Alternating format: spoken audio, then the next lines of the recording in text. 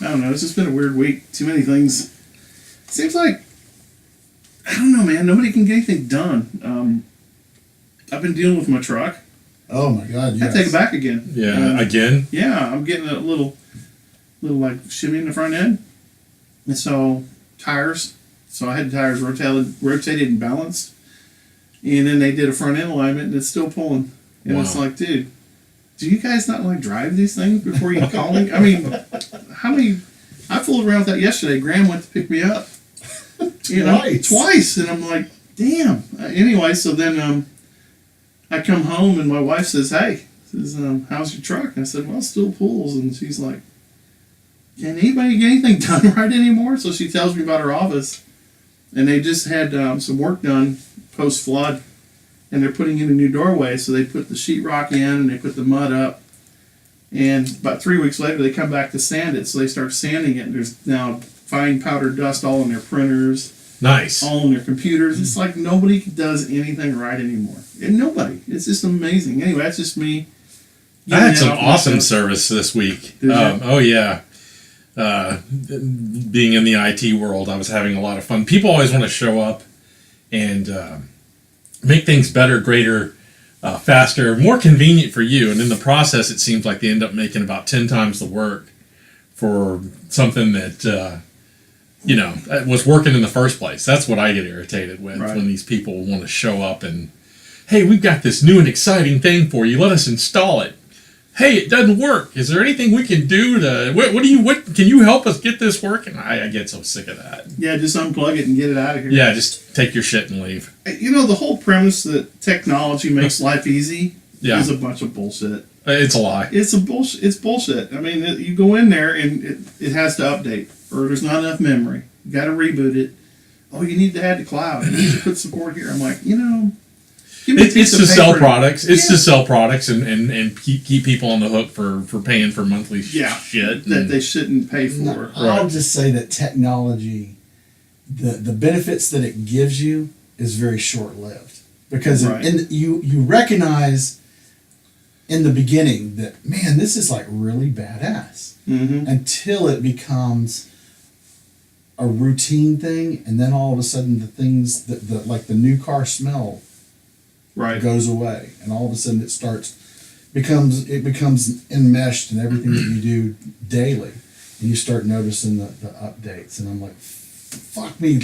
I'll just relate it back to what we talked about a couple of weeks ago, was phones. Yeah. When the phone just used to be a phone. Right. Now it does all these other things, and you've gotten so used to having it in your hand or your pocket that now you can't go anywhere without it. And I'm pissed off at myself because I want to go back to just having nothing in my pockets. Well, it's not even really the technology. I guess it's the people that really piss me off. That's what I get irritated with. Another example, for my company, I called just trying to get a simple quote for some parts, right? Call these people up. I'm like, this is what I need, X, Y. Can you send me a quote for this quantity? Sure, we'll get right on that. So I wait. I call back 2 days later. Hey, where are you on my quote? Who are you again? Todd Lofton with Samick Arms. I called you a couple of days ago. Oh, yeah, let me get right on that. I'll call you back in a minute. On the way over here, I called again to get my quote and finally never got upset. I've learned it does no good to yell and scream and threaten to punch people in the head and all that good stuff. So I just called back and said, hey, look, can I talk to so-and-so over there? Maybe I need to get this quote going, and maybe they can do that for me. So I see it as more of a people issue than I do a technology issue. It is. Know your shit, man. It is. Come on. That's my biggest complaint, and I get in more trouble by telling people, just do your job. Yeah, do your damn job. Yeah, can you please? Yeah, quit trying to get out of doing your job. Well, it's funny because we were talking about the phones and technology. I saw an advertisement for a recliner. There's a new recliner out now that is connected to your phone. Where are we going with this, kid? And you can program settings in it and talk to your phone and say recline. Oh my God. Yeah. Rather than push the button. Yeah. Instead of pushing the button, you would say recline. position 1. I'm telling you, we're going to evolve into a species that has no arms or legs. All right. What was that? I'm looking forward to the separate wife, so I will say that. Now, Where's my robot wife? I had this thought the other day. Reboots. Exactly. Reboots. I noticed, like, when I have the phone in front of me, so your arm is bent towards you. I'm telling you, we're going to turn into a species of pterodactyls. Yeah, little short arms, big giant heads, no legs, little short arms. It's going to be one of those things where, the arms got short, and the thing is they would have been just fine if you had just jacked off a little bit. Oh, yes. Well, think about it. Extension, flexion. Yeah. Right. Yeah. Okay. Well, If you're married, you got no problems there. Yeah. So. I had to take it there. It reminds me of that Glad you Pixar movie called Wall-E. Yeah. Remember that? The little robot. Never Yeah, saw it. remember? Oh, so Wall-E was this, I guess, a robot that got dumped off on a disposal planet. Okay. Do you remember that? I do. I vaguely remember seeing this Yeah, with and the I kids. just remember this part about this big, massive spaceship floating around, and these people are just like gigantabulous, like 400 yeah, pounds. yeah. And the Now I machine remember picks this. them up, and they put them in a basket and wheels them to eat, and it wheels them through a shower. That was me, sorry. That's all right. And wheels them through a shower. And anyway, it just shows how slothful people get because of technology. It was good. It was a good Pixar movie. Slothful. The Seven Yeah. Deadly Sins. There's No. No? It's I forget. It's like one song and the other 6 are Coldplay songs. That's what it was. That's You right. beat me to the punch. Yeah. That's actually where I was headed, but thank you. You leave all those things that used to be the 7 deadly sins alone.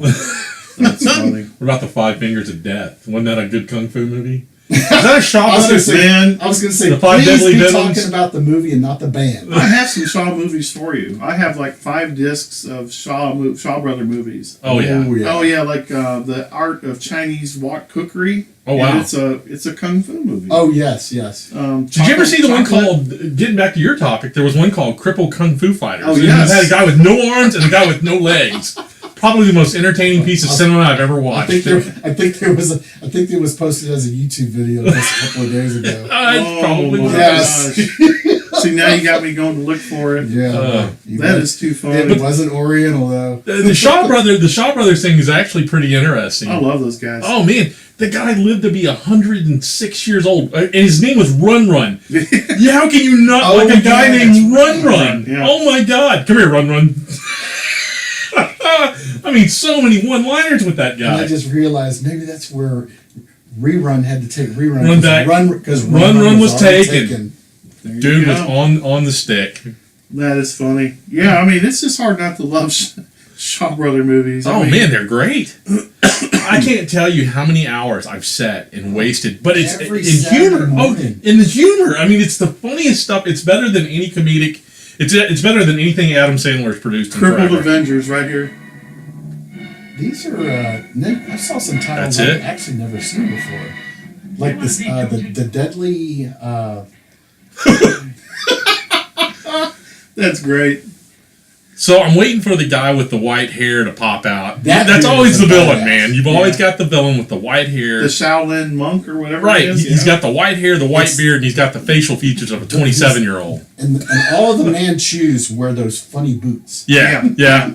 Yeah. I need a pair of those boots. I'm wondering if they sell those at like Fashion for Feet or one of Go those look in the back of any kung fu magazine, you'll find them right there. ninja boots. You know, one thing you never see is a fat ninja. How useful is a fat ninja? That guy has got to be the most worthless. Well, Chris Farley tried it. He once. did, and look how useless he Yeah, was. Beverly Hills Ninja. Yeah. He's the one that poses as boulders and big rocks.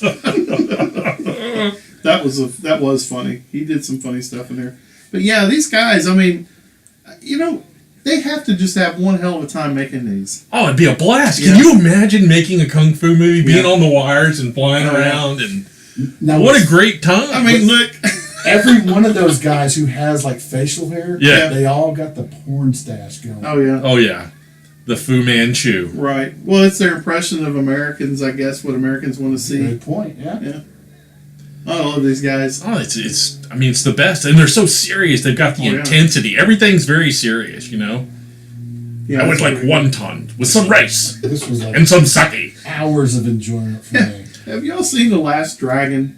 The Last It was a Dragon. very gory movie. Oh my god! It had Bruce Leroy Yes. from Yes. from the hood. His parents had like a pizza shop. He wore And the then- Converse. Yeah, the Yes. Shogun of Harlem came. It was Nice. something Carey. Julius Carey was the Shogun of Harlem. Oh, that was a funny movie. Is he the one that said "show enough" all the time? Yeah, Show Yeah. Enough. Oh, That show was- enough. That was his name, Show Enough. And he had like his whole entourage, and then I think Vanity was in there as a singer. Yeah, it was Nice. definitely That was funny. come out in came out when I was in high school. Yeah, that to me was a very, very cleverly written movie. But it was about a kid that was a Bruce Lee fan, Oh yeah, yeah. and it was in Harlem. It was in Harlem. It was just too funny. Oh my god, it And was he had funny. he had the Bruce Lee mimics down. He Oh went yeah. like, Yeah. That whole Bruce Leroy just killed me when I saw that. I was like, oh my god. Soul Glow. That's what Oh, that's Glow, yeah. awesome. And he was looking for a Chinese fortune cookie factory because he was using these fortunes as his guidepost. Right. And he runs into these two guys working in a warehouse, and it's called Some Dumb Goy. Now this character. That's pretty clever. I do remember this. This guy here. This dude could fight. The guy with the razor fingers? Yes. Yeah. He always played some like special dude who had some like really obscure stuff. Now that's pretty cool. So these razors are shooting out the end of his fingertips into a target, Right. which is hilarious. And I just realized that we are an audio show, so our That's audience. okay though. We're explaining it. They can hear it in the background. This is like We'll old-timey paint an little baseball. image for them. Yeah, it's like old timey baseball. I mean, you just Exactly. I'll turn it up a little bit. There you go. There. Little action in there. It's like you're with us. So this guy's got metal hands. He's got these metal hands, and he's swinging them around. He's got no arms. He's got these metal hands. And this guy's the hero of the show. Yeah, And he shoots razor blades. they knocked out like 5 of these a week. Oh, yeah, yeah. Yeah. It's the whiskey and the water cooler kung fu hour. That's us. Kung Fu Theater. That's got to be the master there. Of course, the master's always got a streak of gray. Oh yeah, A little age, a little wisdom. wisdom. And a lot of these guys, they all were typecast in characters whenever one of these movies. Yeah, This that guy dude- is always the master. and he's always usually a bad guy. Yeah, he's a bad guy a lot. Or either that or he's the master. He's the good guy's master. And they used to fuck up some bamboo. Oh yeah, Oh, yeah, dude. That whole forest had been lost. people are To the bitching about Shaw palm Brothers. trees. And furniture. Yeah. Holy crap. How many wicker chairs have been lost Yeah, to bodies being broken over them?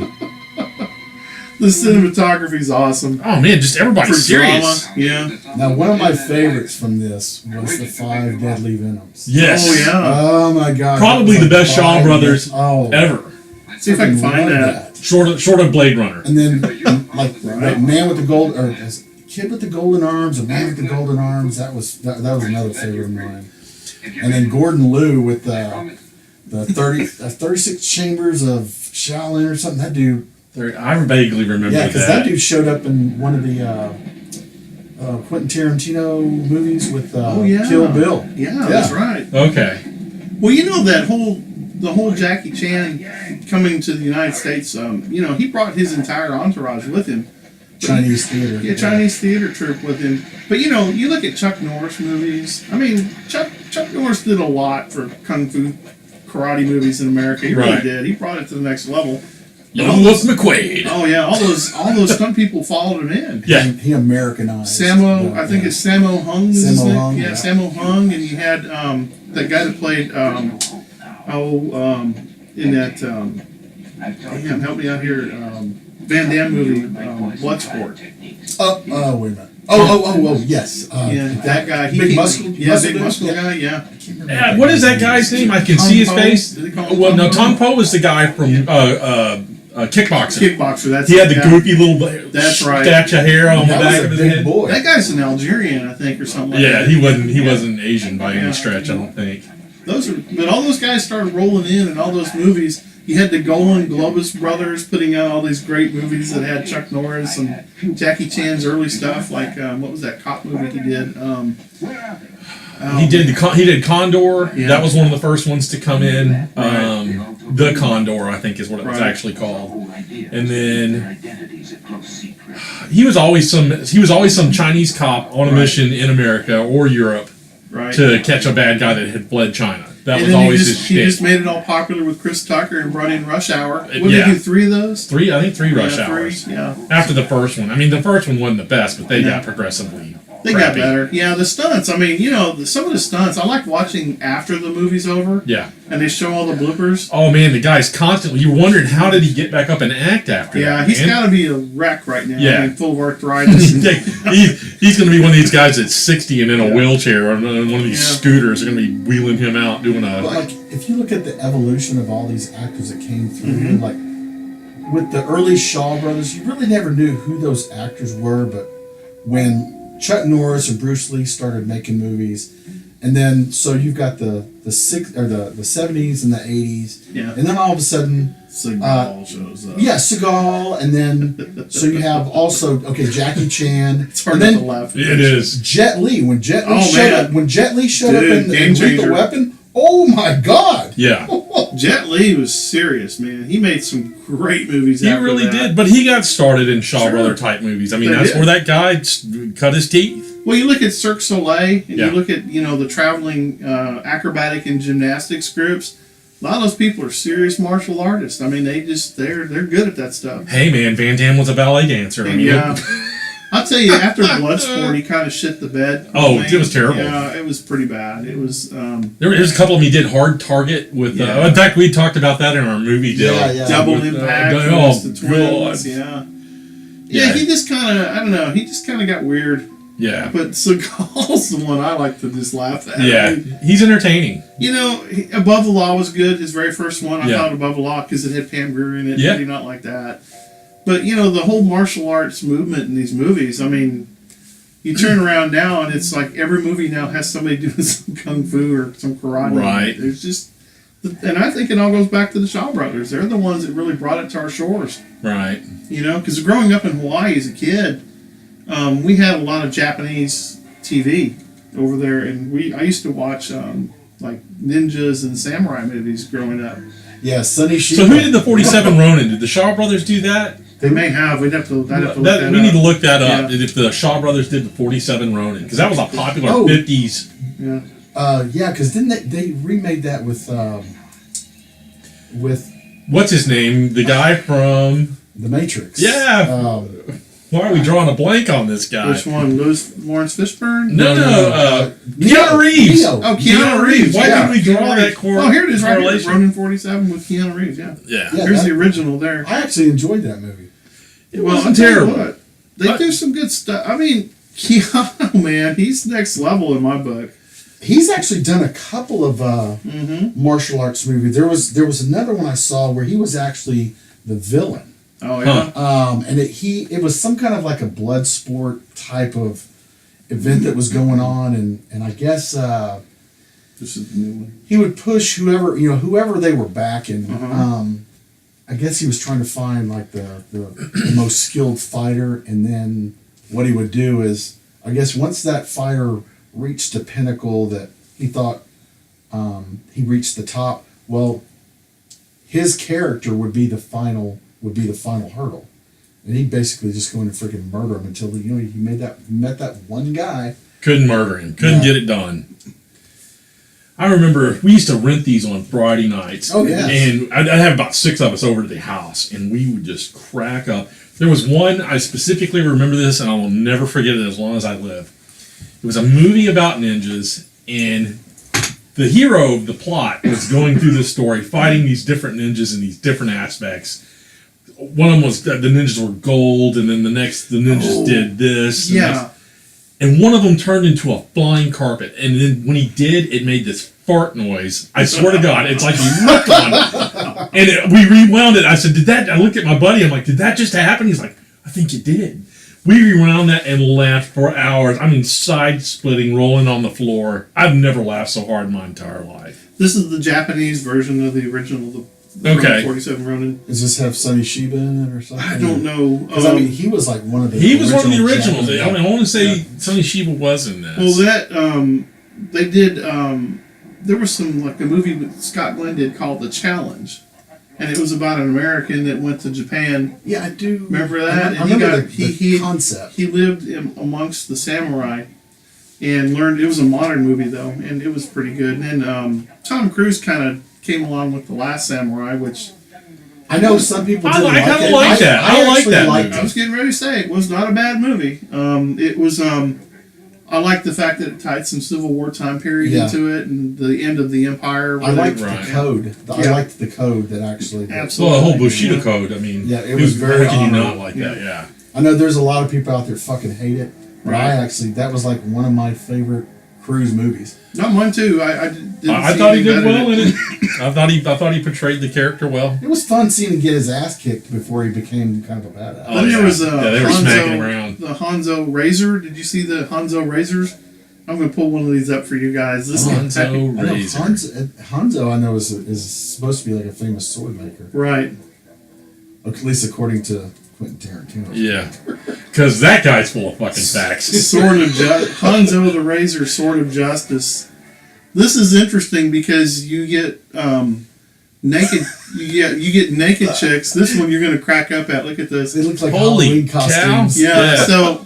So this one here, Shintaro Katsu, is the. But this movie is interesting because are they not going to show it to us? Oh no! Here we go. So this guy is like the local Dude that does my badass. laundry. Yeah. I like the fact that nobody's in shape. That's awesome. That's a very. So what he Look at that does, table, sir. what he does is, well, what's in that table is a spool of bamboo. He's sticking his wiener in it? Yes. That's kind of what I Yeah, gathered. and so he does that, and then this girl here is tied up in a net basket. This is bizarre, and she's on top of him, and they spin this basket. That's a Vietnamese thing. Yeah, and so the basket spins. Yeah, I remember this. I remember this. I think you can Pay a pay little for extra this for down in that like base. Guatemala or Yeah. something for $20. But this guy, he made like. The music's soundtracks are great. phenomenal. Yeah, I'm gonna order the soundtrack. But they immediately made when we get they done. made like several of these. They made several of these. This is the Sword of Justice. I think this is the one. So the sword here is in air quotes, right? Yeah, is that what I'm yeah. understanding? Sword. But he's like this traveling samurai for hire, and women always seem to be involved in his payments. So this is a John Holmes thing. It We've is. got a whole new genre right. for the ABNs next year. I'm telling you. I just can't imagine. I mean, We'll will Jenna Jameson out, you know. oh my god. And in the sword genre, we have. Wow. Yeah, these guys, like I said, it's all old school stuff. I mean, They do like their umbrellas. they do, but they're weapons. So, what was that? Big Trouble in Little China with Kurt Russell? Great movie. That was a That's great one of my. movie. That's John Carpenter. That was a John Carpenter. That was a good movie. Awesome. I have that one recorded. Watch it frequently. Yeah, Kung Fu theater, karate movies, they're amongst my favorite guilty pleasures. So even at the house now, because my dad will burn through Netflix. I mean, if Netflix was a match, that thing would be blazing. Right. He loves it. Huh? Oh, but he'll go look for these obscure movies, and I tease people. I tell them that hey, these actors that make these like big grade movies, Right. they need to send my dad like a Christmas gift because they're the reason they're getting royalties this year. Right. Is because he'll look for these dumbass movies, but a lot of times he'll pick the old martial arts ones because I mean, even my mom, they like watching action movies. They're not really, at night they're just kind of zoning out. Well, it's funny you said that. You were talking about B movies. There was an interview the other day on Denzel Washington. He was on a panel with a bunch of other actors. Right. And he was talking about how dare Hollywood act the way they do about things. He goes, I've had jobs where I was worked as a janitor, worked as a garbage man, and he said I would prefer the garbage man job because if you got your work 8 hours of work done in 3 hours, you get to go home and you still get paid for 8 hours. Right. Right. And he was just saying, you have to remember in Hollywood, what you do is a luxury. That's true. I did see this. You remember that? It was an excellent. I think I posted it yesterday. And, he says a lot because when you look at these B actors, These guys are just glad to be there. Sure. Oh They're yeah. glad to be there, and they're just saying, "Hey, look, I love making this movie. Hopefully, I'll get my shot." Right. But I had fun. Look, here's the fun I had, and here it is on film And forever. they're not like these unbelievable dicks when they leave the set. Right. They're just like, "Dude, I was glad to be there. It was a good movie." You know? Yeah. Yeah. I mean, a lot of them act just like they're down to earth, real people. Yeah. And like when you see them out in public, they're not going to run away from you and not be appreciative that you're watching the movie. We've met a few. I mean, those yeah. guys that we met from Osprey that's Oh, yet to yeah. be released. I mean, those guys were all down to earth. Everybody on that set, even the director. I met the director on that, and the guy was just a normal guy, nice guy. And that's going to be a release for TV show whenever they get done. Yeah, TV. I mean, how you get on the freaking big screen is how you do it. You know, some of them do it on the big screen. Some of them make it to just TV, but you have viewership. That's the deal. That's the deal. Well, I think that the whole Range 15 guys kind of proved to everybody that you can get a groundswell of Absolutely. financial support to get Yeah. into Hollywood. A lot of them say it's a 1 in 1,000 shot, but actually, I think it's the model of the future. I think they're onto something when they did that. Right. But those are some. I mean, the whole Range 15 when they even started that endeavor, Mhm. they got Hollywood fucking just didn't pay any attention No, to them. they didn't. Didn't try to help them in any way, and the freaking veteran community and all the support people out there freaking stepped up and made that shit happen. There were a few actors that stepped up for that. Oh, but there were not yes. many. There were not many. It was Sean not this. Astin? Yeah, Sean yeah. Astin? Keith David, Yeah. Dale Dye. Shatner was in that one. Yeah, Bill Shatner Shatner. showed up. Yeah. Way to go, Bill. Yeah, I mean, and I'm sure we missed a few. Like there's Randy And Couture Couture, was yeah. in there, Yeah. and and then what's the Danny Trejo Yeah. was in there. I mean, I think that that just goes to show that if you really work hard at putting out a good product and you get people to support it, Right. that's going to work. Because it works the other way with Hollywood. They throw a bunch of money at it and they try to ram it down your throat. Yeah. Everybody involved in that project, I mean, from their, they're just some hard-working motherfuckers Yeah. who saw a goal and fucking trudged to get there. Right. And then when they get there, Hollywood's sitting here saying that it's never going to happen, and then it shows up in the freaking big screen, and they have their first showing. Fuck y'all guys. Yeah. Yeah, They and- did it on their own. Well, they're definitely the rags to riches. I'll give them that, man. They it's all bootstraps there. Yeah. It and is. on their own terms. Sure, and that's what I think it's all about. Because if you let the banker lead the business, well, then you're done. Yeah. You're not getting anywhere because what makes financial sense to them, which they call safety, that's not the risk it takes to get people to like it. You'll never get your shot You'll never with get that. your shot. You'll never get. You've You got know? to take it. Yeah, And the hardest part about risk taking when you look at ventures like that is it's other people's money. So you got a banker that you have to answer to. Yeah. Which the way they funded it was viewer funded. Now, granted, it's a huge veterans community, but by God, you know what? you had a lot of people that You had a lot of believed in people it. that Yeah. stepped in there that weren't veterans too, Yeah. that helped support this. Absolutely. That's what I meant by that. You have Yeah. the support people Yeah. that back that kind of stuff. Because they just knew these guys, they liked these guys. The script, I mean, you look at Ross Patterson, some of the stuff he's done. Well, so he was very pivotal because, so he knows how Hollywood acts. So the guys, I mean, they come up with their content and the things that they find funny, and you try to bring it to a medium where you've got a group of people that are going, yeah, you're not going to be able to do that. And if you do, you're not going to put it in my theater. Right. So Ross is able to kind of guide these guys through and say, hey, this is the stuff that'll fly. This is the shit that won't fly. That's pretty So- interesting seeing what was on screen because I But the thing was, I mean, because don't think they let up that much. there was some way worse stuff, but the combination of the group and their different backgrounds and what they all bring and their subject matters, their expertise and where they came from, it melded together fucking perfect. Right. So the quote Patches O'Houlihan, you got to grab it by the haunches and hump it into submission. Pardon me. And that's what they did.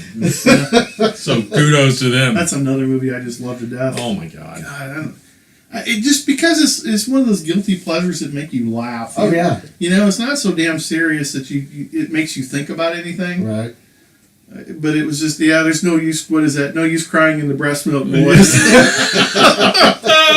Yeah, Killed by 6 tons of irony. That guy, Rip Torn, is a unique dude anyway. I mean, when I saw his DUI picture, I was like, oh my God, this guy, him and Nick Nolte are trying to see who's got the worst picture. Right.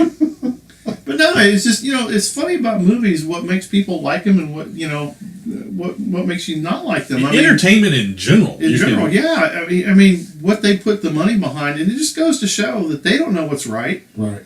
You gotta let the consumer pick what they want to watch. And we want you to love us. Please love us. I know, and they're like begging for that. Well, the one thing I will say is, for being an industry that touts itself as being creative, right? How about stop with all the fucking remakes? Oh yeah. I mean, how many times are you gonna make freaking Spider-Man? Holy shit! But you know what? People keep paying to go see it. So I mean, if you got we get back to the moronic class of people that live in society. So we can make we can make that drive. The Kardashians are still on TV. They are. So that just tells you where we're at as a viewing society. But the mind-numb masses aren't the ones that you really give a shit about anyway. I don't. Right. When I go see a movie, I don't really care what a critic says. If a critic pans it, that means I'm going to go see it. Right. Right. Because it's like, it must be good. There's some agenda you got going on here. Like we're talking about kung fu movies and karate movies. Man, that's a dude that has spent time getting in physical shape. Mm-hmm. The choreography that he's got involved in that, the timing. I mean, there's a skill there. It's not verbal. He may not be a good actor, but by God, that guy can kick and punch and make moves that are just unbelievable. Like the reviewers, a reviewer might look at this and go, okay, I don't really like this because it glorifies fighting and violence. Mm-hmm. Okay? So that might be one take. Or you'll have somebody go, compare this to what an American movie is. Let's just say that. Like a big budget movie. And the thing is how this is made, how it looks, how it comes across on the big screen is how those directors wanted this movie to come across. Mm-hmm. That is part of their art. Oh yeah, no doubt. It's funny because you see actors now become part of production and post-production. Yes. Because a lot of them are like, you know what? I think I can do a better job at this. I'm actually closer to this than you are. And they get involved and they start doing all this themselves. And it's the next step for their career as well. Yeah, they stop looking pretty and nobody wants to see them. So I can direct. And even the industry is changing because most of the entertainment used to come out of Hollywood, and it was Hollywood generated. Right. But now you've got Netflix who's coming out with their own movies. Yeah. And and Amazon, whatever it is that they do, and Hulu. And now you've got all these players that are on the field. Right. And now Hollywood has some. Well, media is wide open everywhere. It's I think, and that's scared the old guard so bad. That's creating the whole net neutrality bullshit too, because they want to start controlling. It goes back to control, and that's what you get back to with net neutrality. To wrap it back to what we were talking about earlier, was technology.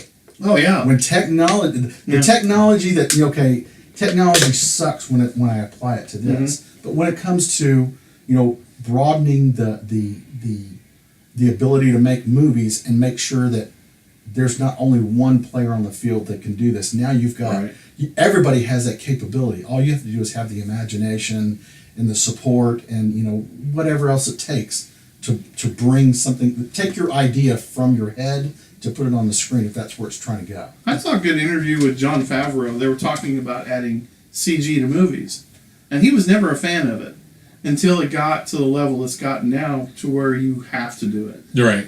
Because he's a good producer, he's a good director, he's a good actor, and the movies he makes are pretty interesting. He relies on the story and development of the story as opposed to special effects until Iron Man rolled up. And then CG took Iron Man to like the next level of cool movies. Sure.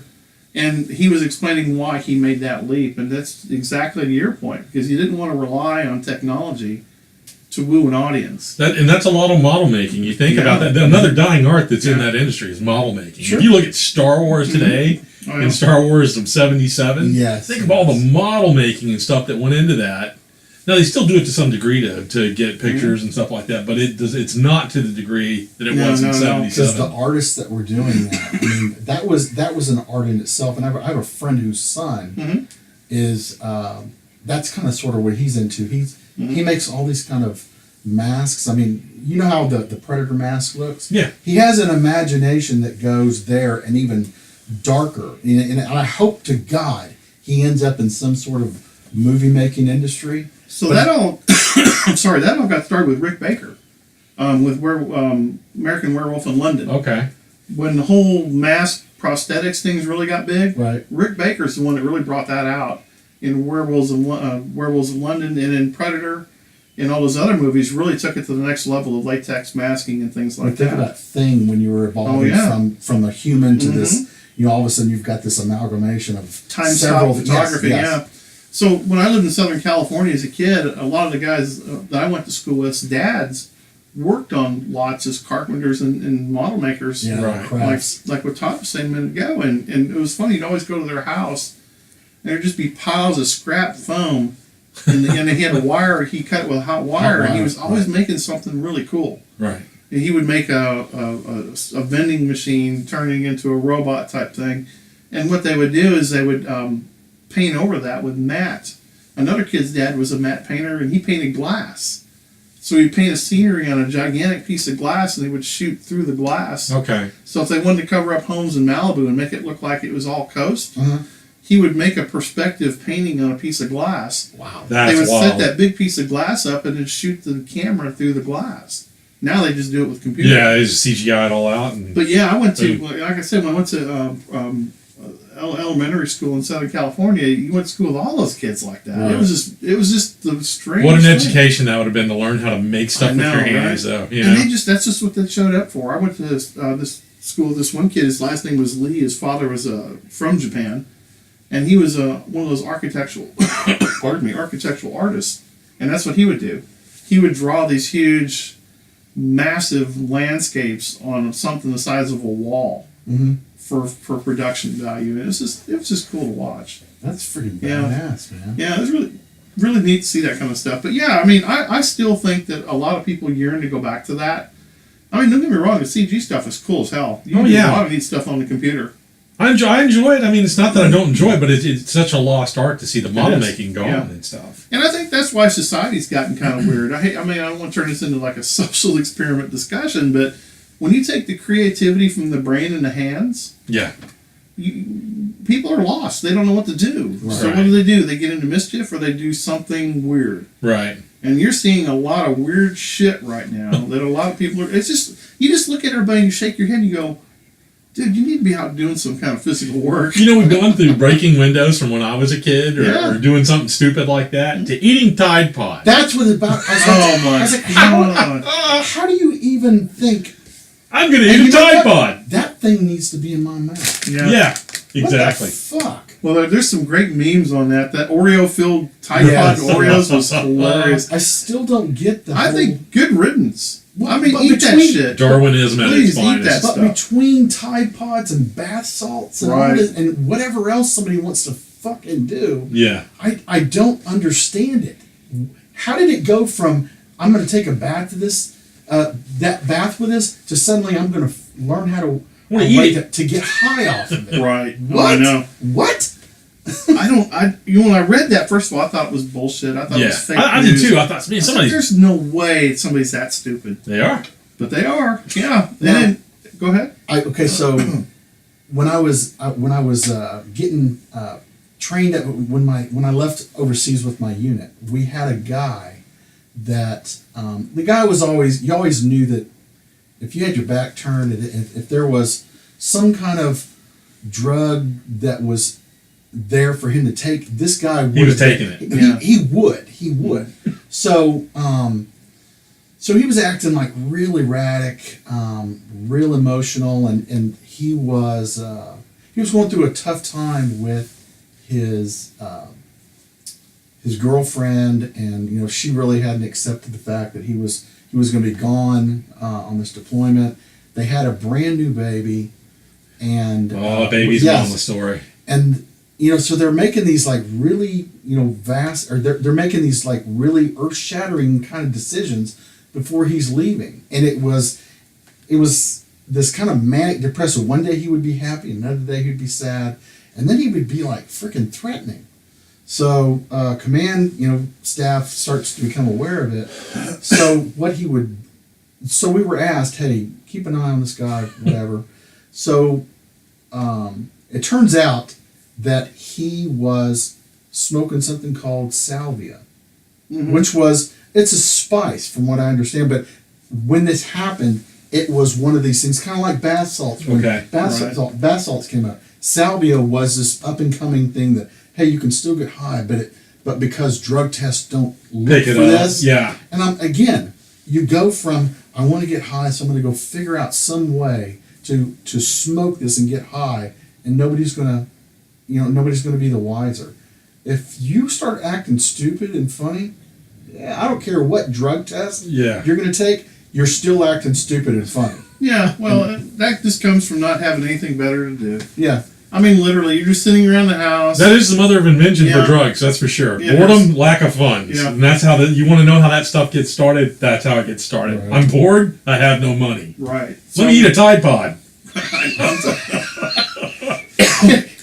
You put the candy dish in the middle of the Exactly. time. Have a pod. That has to be what happened. I'm telling Somebody you right was now. high out of their mind. Oh, this looks like a mint. Yeah, exactly. You And know? I was just thinking, a I mint. thought I was putting a mint in my mouth. Right. Some I, dude took some mushrooms and said, that looks tasty. yeah, that would always scare me off of drugs anyway. Yeah, That's one thing I just never play with that. But I don't know. I just look at these people and I just go, man, it's got to end sometime. I mean, it's got to end sometime. You would think. History proves that it does. I think if it goes long enough, we will see the end at some point. It has to. Yeah, usually world wars are the ones that fix a lot of that shit. Yeah. If you think about it. Yeah, well, if you can if you can figure out a way to eradicate weak DNA without firing a bullet, hey, Right. This thing could last a while. I just let him be his own. I just let him be his own worst enemy. Right on. Well, the reason why we're pausing a little bit is we have a Shaw Brothers movie up, and this thing has gone kind of 70s kind of porno. porno. Yeah, it's kind of weird. A little autoerotic asphyxia. Yeah, it's like a page out of the back of the book of Joy of Sex. Wow, and we're breaking all kinds of YouTube rules right here too. Yeah, a little nippage. Yeah, a little nipple slip there. Oops. But yeah, the Shaw Brothers. So Run Me Shaw is one of the brothers, right? Yes. Run Me, yeah. Run and Run Me is right. That is so funny. You know, I wonder how they came up with that on the boat on the way over. You know what I mean? You're Run, and I'll be Run Me. Okay, sounds good. What's it mean? I don't know. Yeah, oh my God, that's too funny. That's all for today's podcast. Thanks for listening to The Cooler.